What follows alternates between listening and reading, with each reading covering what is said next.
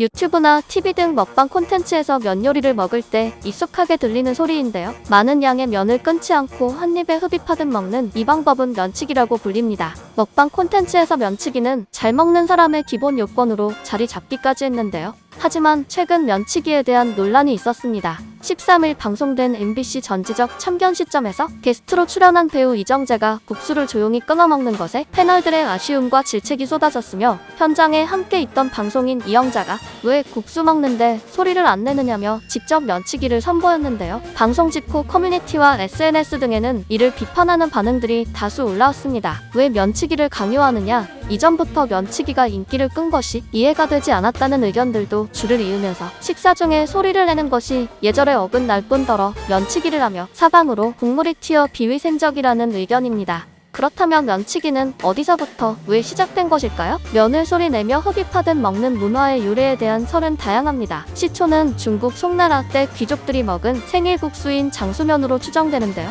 당시 국수를 끊지 않고 먹으면 오래 산다는 속설이 생겨 면발을 끊지 않기 위해 면치기를 해야 했다는 것입니다. 또 하나로는 면치기의 대중화가 일본의 영향을 받은 것이라는 설도 있습니다. 엄숙한 예법과 정숙한 수행을 강조하는 일본 불교선종에서는 고된 수행을 마무리하며 국수를 먹곤 하는데 여기에서 자유롭게 소리를 내며 식사를 할 수 있게 허용해 잠시나마 수행의 긴장을 푸는 시간을 가진다고 합니다. 이러한 전통이 이어져 소바 등 면 요리를 먹을 때 후루룩 소리를 내며 마시듯 먹는 방식이 전래됐다고 하는데요. 일본에서는 이를 스스루라고 합니다. 그러나 일본도 스스루에 마냥 호의적인 반응은 아닙니다. 일본에는 누들 하라스먼트라는 용어가 있는데 주변에서 국수를 마시듯 소리 내며 먹는 것이 고역이라는 뜻입니다. 한국에서도 어릴 때부터 식사 시에 소리를 내지 않는 것이 기본적인 예의로 배우는 것처럼 동양권의 일부 나라를 제외하고는 대부분 국가에서 면치기를 결례로 여기며 서양권에서도 파스타와 같은 면 요리를 소리내어 먹는 것을 결례로 여깁니다.